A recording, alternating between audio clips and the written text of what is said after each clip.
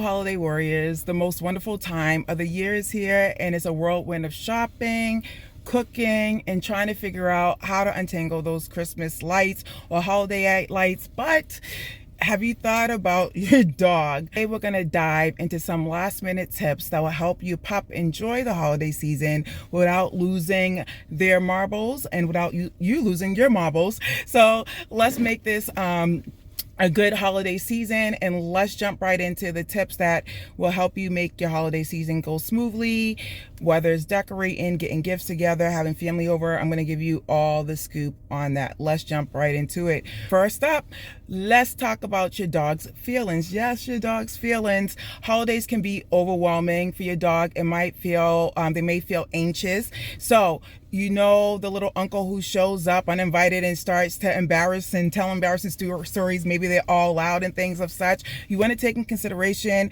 who's coming over, what's the temperature going to be like, and what you're going to do is you're going to keep an eye out on your dog for stress. And you want to make sure that you keep an eye out for your dog for stress, like excessive barking, hiding. If your dog's not giving you the side eye, like they just found out there's leftover treats for the holidays, it's time to take action. So what you're going to do is keep an eye out for the signs of stress, like excess barking or hiding. If your dog is just giving you the side eye, like they just found out they're not getting any of your holiday treats, it's time to take action and take them to the VIP lounge. What I mean is a complete blanket with your favorite treats. Maybe it's a different room or any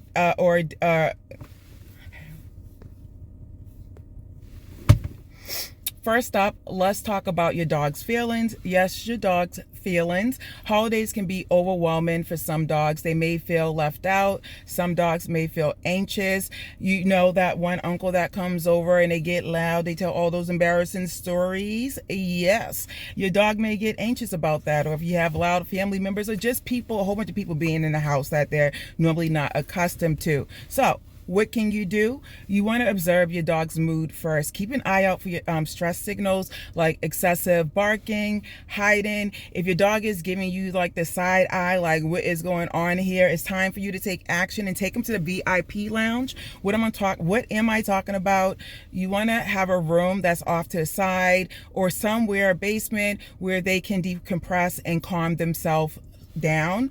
If you don't have that, consider anxiety wrap, lavender, things like that will help calm your dog down. Putting on some calming music, reggae is known, or classical is known to calm your dog down. So you want to start thinking about any areas where you can have your dog just so they can decompress a little bit and fill in that with all the things they love, just so they can be away from all the hustle and bustle of things. Let's talk about last minute preparations. Last minute preparations for your pup. If you haven't done this yet, no worries. It's easier than baking a fruit cake, and who's doing that these days, but you get what I'm saying. What you're going to do is you're going to find a quiet room where your dog can chill. Bonus if they're away from the chaos of the holiday cooking, because we all know the turkey disasters can get loud. And what you want to do is make that place comfy for your dog with toys, maybe a little bit of treats and things of such, maybe some different treats because it is the holidays and you're having people over. Spend time with your dog for a little bit, let them settle down wherever you have them, and then you can just go off and do your thing. Next up, let's talk about grooming. This is a popular time to get your dog groomed. And you want your dog to be clean, you want your dog to be happy, especially if guests are going to be over. And you don't want them to mistaken them for anything else, not like they would. But what you can do if you wanting to tidy up your dog and have them looking fresh, a quick wash and brush. Give your dog a speedy bath, a good bath, or bathing or brushing with shampoo and stuff. You can even use non-water shampoo, or just call in a groomer before the holidays so you can get your dog all accustomed and groomed up. But either way, you just want to make sure that if your dog is fearful of grooming and this is your first time, maybe you'll opt for going for a groomer or just doing something really light. Next up, holiday decorations, which probably should have been number one, because if it's less than a week away from all the shebang, we want to get that going, right? So let's deck the halls, but let's do it safely. It's time to review the holiday decorations and figure out how we can dog proof those. So make sure that ornaments are out of reach for your dog. You don't want your dog thinking they're toys, turning them, the tree into a piñata. Oh my gosh, I've seen that. It's crazy. So you just want to make sure all the decorations on the tree are up high where they can't reach them. You want to use decorations that are pet safe, so if they do get them, they're not going to choke or things of such. Use baby gates around. If you have a tree up or any type of decorations where they can get to, is like a no-go zone. I would say that's my most valuable tip when you have up decorations, but especially the tree, and you start to put gifts under there, using a baby gate. And also, if your dog's good at recall, start calling them away and creating that invisible boundary. So last minute training refreshers, as we was just talking about recalls, right? So this is a time to do some training refreshers. A well-behaved dog is ultimately a good holiday gift with no batteries required. So what are you going to do? Spend a few minutes with your dog, reinforcing the basic obedience skills that they know. A lot of sit stays, a lot of recalls and things like that. If you have a dog that's jumpy or runs up to the door and you're concerned about that, teach them hand targeting, which means that your guest, or you're going to put out your hand down low and your dog's just going to touch their hand when guests come. I love that. It's good for everything. You want to get the whole family involved. And if you're talking about brushing up on the training skills, make sure you're doing it now, way before the holidays occur, but also leading up to the holidays, spending 5 to 15 minutes working on those sit stays or recalls or whatever you're working on when it comes to basic obedience. But you definitely want to do that the day before, even hours before. Let's talk about emergency preparedness, being prepared for emergencies, right? So it's essential to have a plan in place just in case something goes awry. Say someone gives your dog a little chocolate and things of such. Are you going to leave your whole party and go to the vet? Is someone going to take you? Do you have your vet on speed dial? You want to make sure that you know what you're going to do if things like that occur. This is another thing that you may not be thinking about, a pet first aid kit. Putting together a pet first aid kit of things that you think you might need. Have your vet's info handy along with the nearest emergency vet. That's 24 hours, because we know for the holidays we like to stay up long, or maybe not, but you want to make sure that there's a 24-hour vet, and keep all those things nearby on your fridge and things like that, just to make sure you're not scrambling when things occur.